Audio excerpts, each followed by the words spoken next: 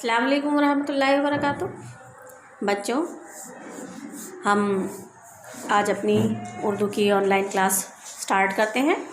सबसे पहले मैं आपको बता दूं कि हम सबक नंबर 15 कहना बड़ों का मानो, जो कि एक नज़्म है, इसको हम पढ़ चुके हैं और मैंने आपको इसका अच्छी तरह से ख़ुलासा करके भी बताया था। और जितने भी डिफ़िकल्ट वर्ड्स थे, इसके मुश्किल अल्फाज थे, वो सब मैंने आपको बताए थे और हर अल्फाज का मानी भी मैंने आपको बताया था। तो चलिए स्टार्ट करते हैं। हम अपना कॉपी वर्क, बुक वर्क हम कर चुके हैं। और अगर किसी बच्चे ने बुक वर्क नहीं किया है तो वो कंप्लीट कर लें। अगर किसी के पास वीडियो नहीं है तो वो मेरे चैनल पर जाएं और वहाँ से आपको काम की वीडियोस मिल जाएंगी, जिससे आपको बिल्कुल भी परेशानी नहीं होगी। तो अब बस आप अगर सब्सक्राइब कर रखा है आपने मेरा चैनल, तो वो आपको वीडियोस जो हैं वो इजीली मिल जाएंगी।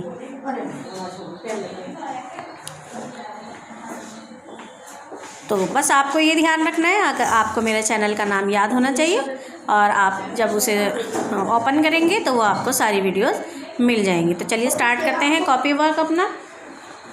अल्फाज मानी, सबसे पहले क्या करेंगे हम? अल्फाज मानी। इसी तरह से आपको लाइन खींचनी है और अल्फाज मानी लिखने हैं। तो पहला अल्फाज क्या है हमारा? नेमत। नेमत का मतलब होता है अच्छी चीज़, बहुत अच्छी चीज़, जिसे बहुत सा आपने सुना होगा कि वो है बहुत बड़ी नेमत। तो नेमत यानी बहुत अच्छी चीज़। बेहतरी, भलाई, यानी जिस काम में अच्छाई होती है उसे बेहतरी कहते हैं। ज़िल्लत, ज़िल्लत का मतलब होता है रुसवाई यानी बेइज्जती। दुश्वार, मुश्किल, मुश्किल यानी कठिन, अगर हिंदी में कहें तो कठिन। सदमा, गम। और उसके बाद में अमृत, शहद, मीठा होता है, बहुत मज़ेदार होता है, मुफीद होता है, सेहत के लिए बहुत फ़ायदेमंद होता है। और अगर कहें तो आब हयात भी कह सकते हैं। आब हयात जो है पानी है, इसको हम आब हयात कहते हैं। तो ये हमारे अल्फाज मानी हो गए हैं। देखते हैं हम अपना क्वेश्चन। सवाल में हमसे पूछा गया है, इस नज़्म में शायर ने खुदा की रहमत किसको बताया है? तो इस नज़्म में आपने पढ़ा भी है क्या कि माँ बाप और उस्ताद सब हैं खुदा की रहमत। तो किसको खुदा की रहमत बताया गया? माँ बाप और उस्ताद को। तो क्या कहेंगे हम? इस नज़्म में शायर ने खुदा की रहमत किसको बताया है? माँ बाप और उस्ताद को, यानी शायर ने खुदा की रहमत माँ बाप और उस्ताद को बताया है। देखते हैं सवाल नंबर 2, इसमें हमसे क्या पूछा गया है। सवाल नंबर 2 है, माँ बाप की कड़वी नसीहतें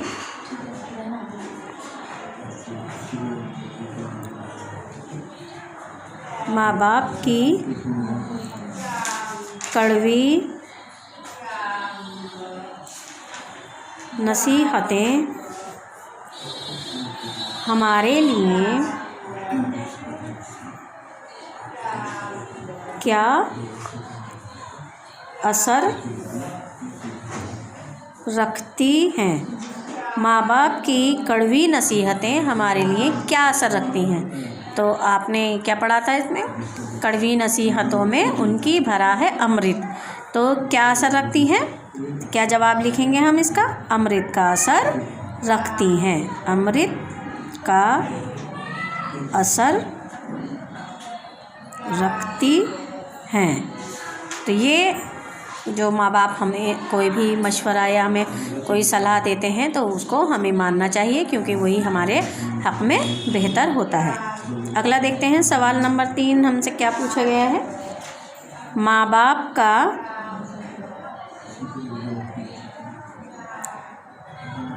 कहना ना मानने का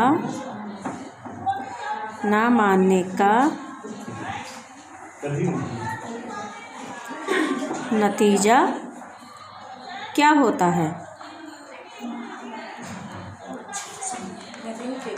माँ बाप का कहना न मानने का नतीजा क्या होता है? तो ये आपको मालूम ही है कि क्या होता है इसका नतीजा। तो इसका जवाब क्या लिखेंगे हम? माँ बाप का कहना न मानने का नतीजा क्या होता है? इसका जवाब हम लिखेंगे दुनिया में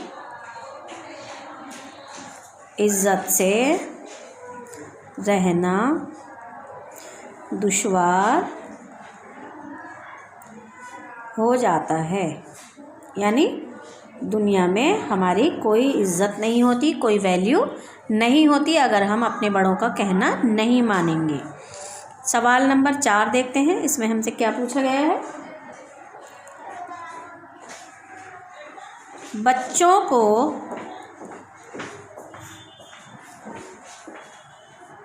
अपने बुरे भले की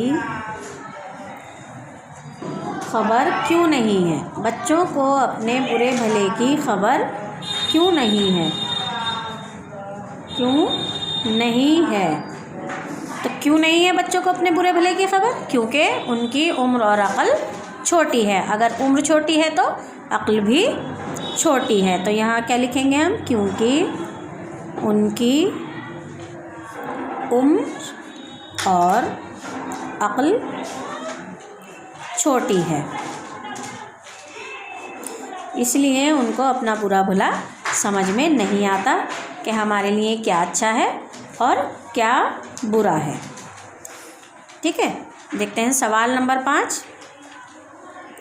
सवाल नंबर 5 है, शायर इस नज़्म में क्या पैगाम देना चाहता है? शायर इस नज़्म में क्या पैगाम देना चाहता है? शायर इस नज़्म में क्या पैगाम देना चाहता है? तो क्या पैगाम दिया है कि अगर बड़ाई चाहते हो, दुनिया में इज्जत से रहना चाहते हो, तो बड़ों का कहना मानना है। ठीक है, क्या शायर ने कहा है कि अगर बड़ाई चाहते हो तो बड़ों का कहना मान। अगर आपको दुनिया में इज्जत चाहिए और इज्जत से रहना चाहते हैं, बड़ाई चाहते हैं, दौलत चाहिए, शोहरत चाहिए, तो इस सब के लिए क्या करना होगा? अपने बड़ों का, अपने वालिदैन का, अपने उस्ताद का कहना मानना होगा और उनके बताए हुए रास्ते पर और अल्लाह के बताए हुए रास्ते पर चलना होगा। तभी दुनिया में भी कामयाबी मिलेगी और आखिरत में भी कामयाबी हासिल होगी। तो ये हमारे सवाल जवाब थे और अल्फाज मानी। एक बार और देख लें अच्छी तरह से। ये आपके अल्फाज मानी। सबसे पहले आपको डेट डालनी है, सबक नंबर डालना है, सबक का नाम भी लिखना है। ठीक है, और उसके बाद में जब अल्फाज मानी हो जाए फिर उसके बाद में आपको सवाल जवाब लिखने हैं। मैंने आपको दिखा दिया है, देख लें अच्छी तरह से।